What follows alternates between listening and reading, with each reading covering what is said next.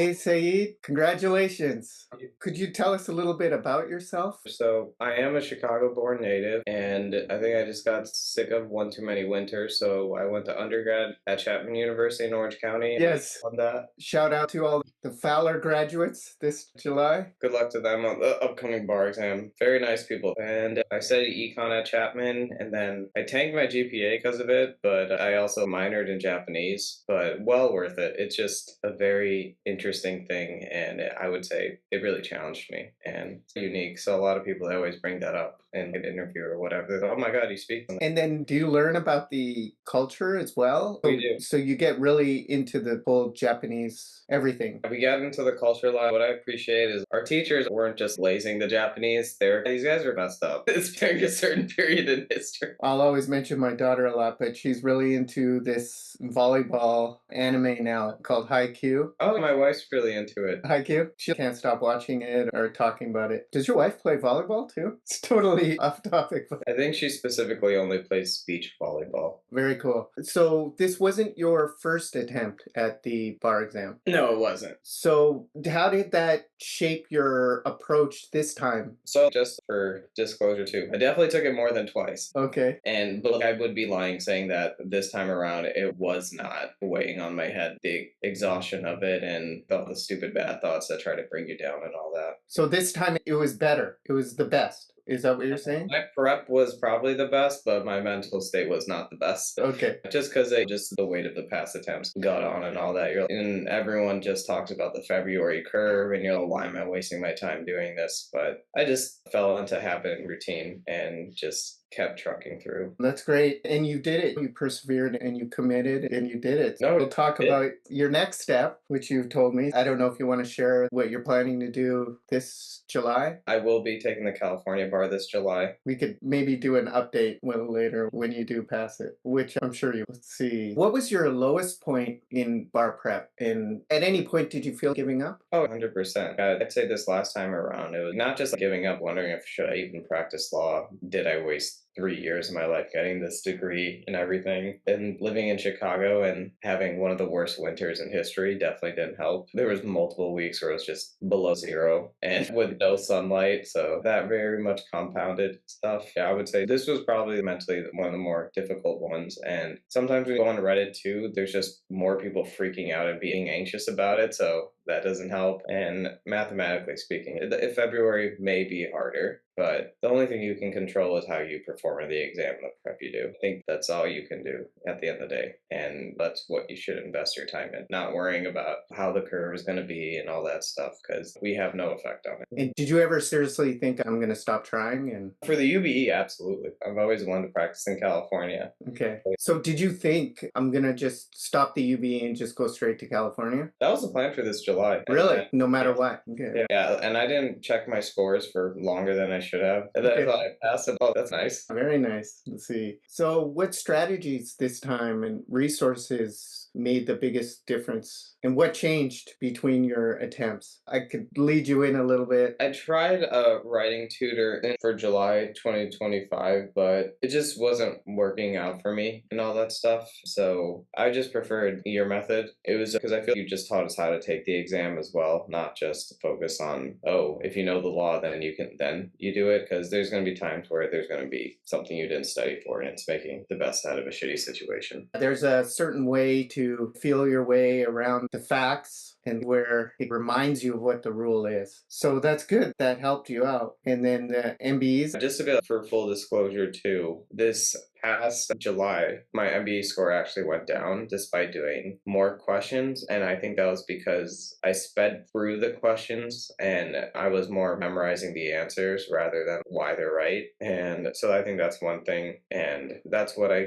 realized. So I made sure for this attempt I took, just space things out, be more consistent, and more importantly, see what I consistently got wrong, and then make sure just memorize the rules. And I would say, especially for when I was taking the test this time too, I really focused on getting rid of the wrong answers first. And I think you saw my score. My MBE was high, surprisingly. Yes, it was Carried me to the finish line. great. But there's definitely stuff I have to improve on for this upcoming bar exam, specifically civil procedure and real property. And I would say for real property, it's really just endurance. They're going to throw a lot of facts your way, and it's just just learning how to be able to deal with that and not find the BS. And I think one thing is people will be, oh, I don't want to practice property because it's too long. And I'd rather do evidence, especially if you're weak on it. Then I would say instead of doing 30 property, do 10. But you have to practice. That's the biggest thing. Because the thing is, burnout is real, but it's better to do something than nothing. Was there anything you didn't find useful in terms of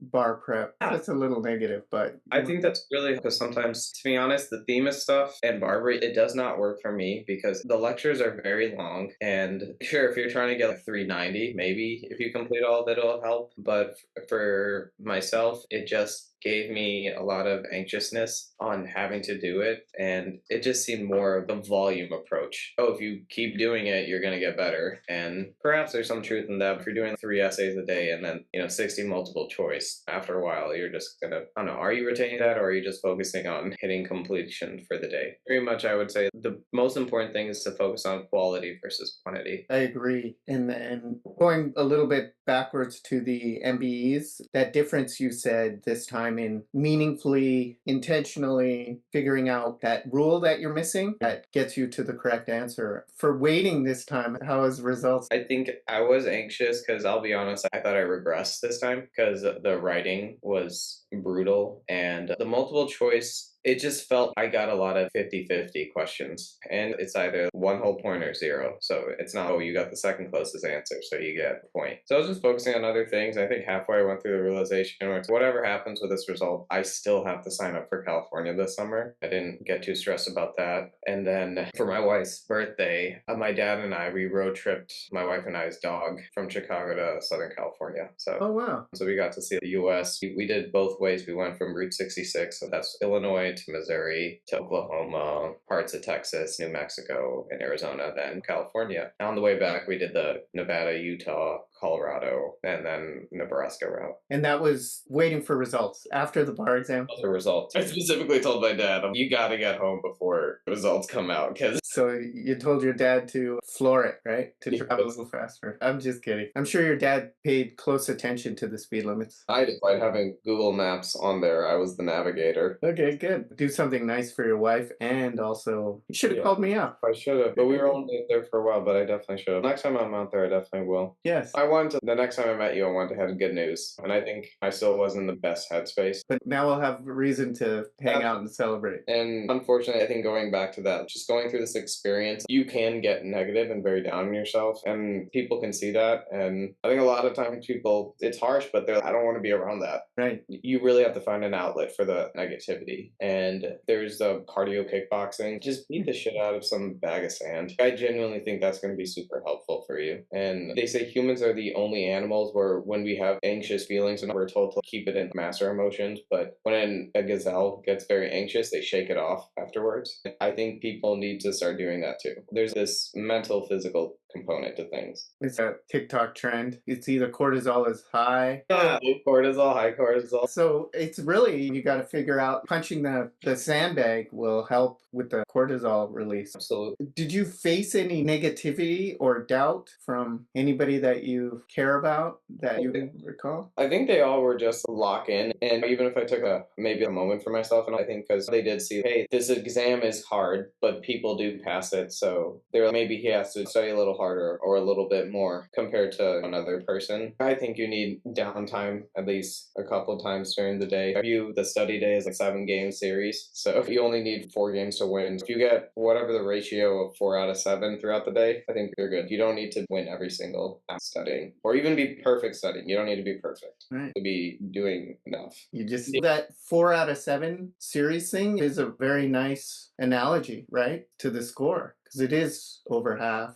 4 out of 7. That's true. So good. I'll probably borrow that from you. Oh no, I borrowed that from somebody else. It was basically saying is if you want to have a good week, you just have to have 4 out of the 7 days be good. That's right. Mentality. And then, so what advice would you give to those gearing up for the bar exam? And what are you going to be telling yourself for this California bar exam? One thing I would say, number one, don't focus on lectures. If you have to learn a new subject, I would say do a 3-month plan and just use that first month to just learn the new subjects and listen to lectures, but that doesn't mean be perfect and to know every part of the outline. It's just get a general grasp of things. That way you can focus the rest of prep just making sure you're doing practice problems. And that's probably the biggest thing is focusing on, I think they call it active recall and active studying, which is just doing questions and then not just doing them, reviewing them, especially the ones you get wrong or the ones you want to flag for yourself to be, hey, I was iffy on that. That's what I would focus on as well. And then for myself, a lot of people use GOAT. I think I'm not too much of a millennial and it's very overwhelming for me, so I can't do it. But I think for the people it works for, it's not the worst idea. But I had to use more condensed outlines. So I just found a couple of those on the internet. And I don't know if it helped. It made me feel good though. I would just condense all the shit words out and to make it very bare minimum. And that way I could recall and use mnemonics. And I think this helped me this time. I barely studied secure transaction. I got a 6 on it somehow. Nice. Because I remember VAR and then something that bona fide purchasers. And I think because nobody knew it was very easy to guess. And I think since California, you'll never need to know it again. So just don't worry about it ever again. A lot of active recall. And I would say do not neglect the essays. I've messed up doing that every time. Even if you just do 3 a week, if you're weak at them, and especially speed wise, you have to keep doing them. Either that or you need to get your accommodations. And if you're not going to do your accommodations, then you have to work on speed as well, not just knowledge. And so that's a big thing because it is almost half of the exam. And I worked really hard this time too on the MPTs because I think that was the one reason I consistently was failing. It's always been hard for me because I did a lot of brief writing. I was on moot court, so I was trying to make the perfect argument, but it's just the bar exam is quite literally just good enough. And don't bank trying to get a 6 on an MPT to make up for other stuff. Just finish the first one and move on to the second. That's really all you can do because if you somehow manage to get a 5 on one and then a 2 on the other, that could, instead of 2 4s. It's a very disciplined time thing that you have to force yourself to give each a fair shake for sure. And then for myself, though, I had, to be honest, lock in on a multiple choice. And thankfully, this time my MBE was able to make up for the MPT. And that's why I'm so happy about California because I only have one damn PT or whatever. Yes. So, and I've heard they're a little bit more doable compared to the MPT. So Good. We'll talk about those for sure. The essays, with the timing of them, they're a lot harder. I'm not trying to freak you out, but because they put that extra time on them, they become a lot harder. For sure. Yeah. Same thing with Georgia. They put, instead of 30 minutes, 45 minutes. And then Florida, I would say they're on par with California ones, but Florida has only 3 of them. So to get hit off with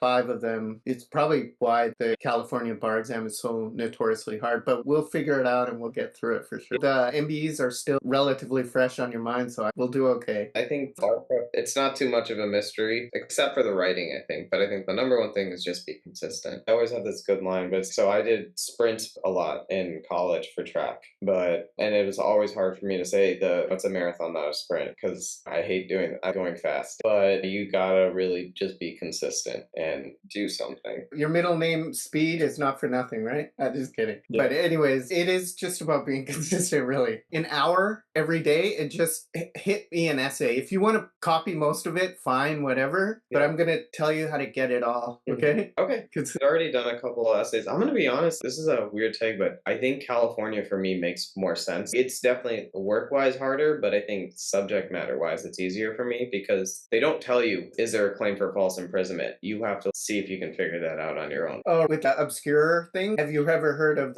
what the heck is that, right? And it's how do you bullshit the facts to something?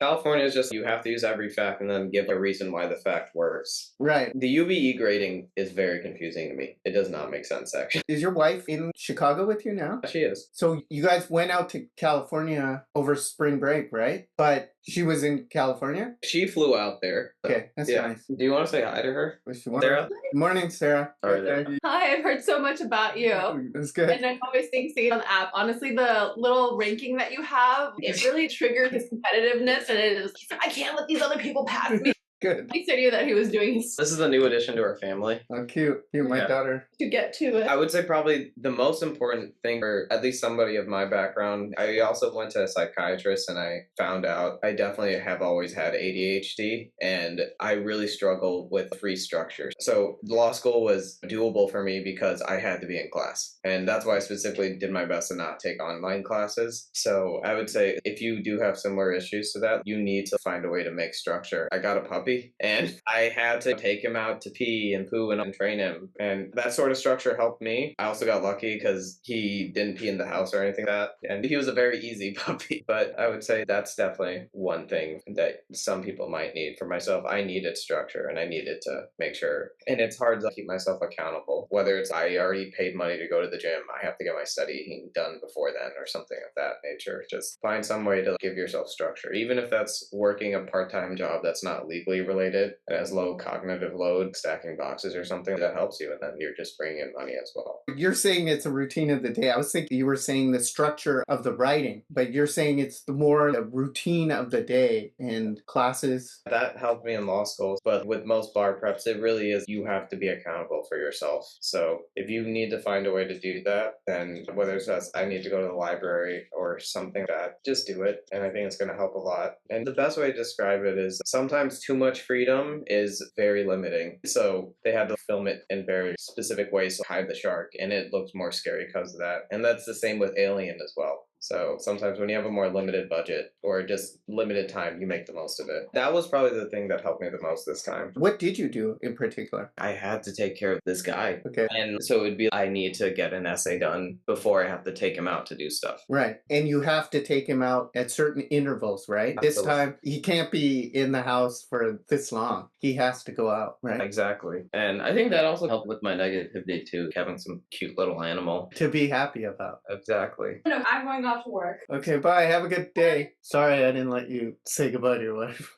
I'm going to see her later tonight. Okay. Thanks so much, Sayeed. For sure. I hope I can be a support to you and your business and also just anybody else that's trying to go through this because it's a really frustrating barrier to talk about bar prep because you're just super. I feel I have a lot of momentum I can carry into California. That's what I'm happy about. I just need to bring my MBE up a little bit more and then I'm done. And focus on the writing and then I'm golden. Yes. No, I appreciate it. Any essay you write, just send it to me and we can meet and really dissect it. And I'll try and make the time because I'm looking forward to this update podcast where you pass California too. I don't want to jinx it, but I think I'm going to pass. I have good momentum going in, but I'm really going to lock in. And my judge, he offered me to start in July, and then I told him I'm taking the California bar. He's like, you're not starting till August. He's like, you need to really lock in for that. Good. And because the thing is that there's such low volume right now in the court, so I thought, oh, it's only 20 to 30 hours a week. So, I can definitely work part-time essentially and study. But he wants me to lock in and focus. I appreciate that. Try and give me 4 a week, okay? 4 a week would be awesome. The one question I did want to ask is to actually learn the California materials. Is there anything you recommend for that? Practice essays, and then whenever you see a rule that you would to learn, write it down on a separate thing, and then just have it to refer to either to convert into a flashcard. I don't know what you refer to the millennials as kids, but I'm going to try and by saying that whatever it takes to, and then so you'll see some weird obscure rule. Okay, so PR is a good example, professional responsibility, ethics. But when you see the difference between the federal and the thing, write it down and then write sex in California on the other side or on the left column or whatever you're going to do. And then just think about it and then lock it to a movie or a TV show that, Okay. I remember when Vince from Entourage had sex with his lawyer. They even made reference to the rule in Entourage. There's another rule that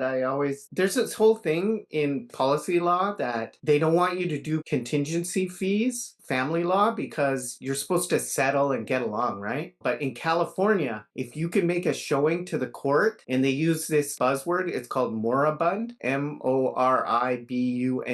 which means that there's no way they can ever get back together again, let's say he had another baby with someone else or something, she will not take him back. If you can make that good showing to the court, then you can ask for a contingency fee. And when I drop that, it's going to be mixed MBEs. It's just going to be in 50 question sets, and they're going to be based off level 1, based off level 2 questions, based off level 3. So if you do those to 90%, you have a good shot of getting 90% on this 50. Oh, nice. But it does have a timer on it, 90 minutes. That's pretty great. That's going to be awesome. If anybody has any questions or anything like that, can they email you? Absolutely. They can email me. So you and I will be in touch. We'll be working together for California. And thanks so much for doing this and helping everyone. Well, please stay in touch. And if there's anything I can provide as well, let me know. Or just if you need to send somebody my way, more than happy to chat with them. I appreciate it so much. We'll talk soon, okay? Sounds good. Take care. Okay, bye.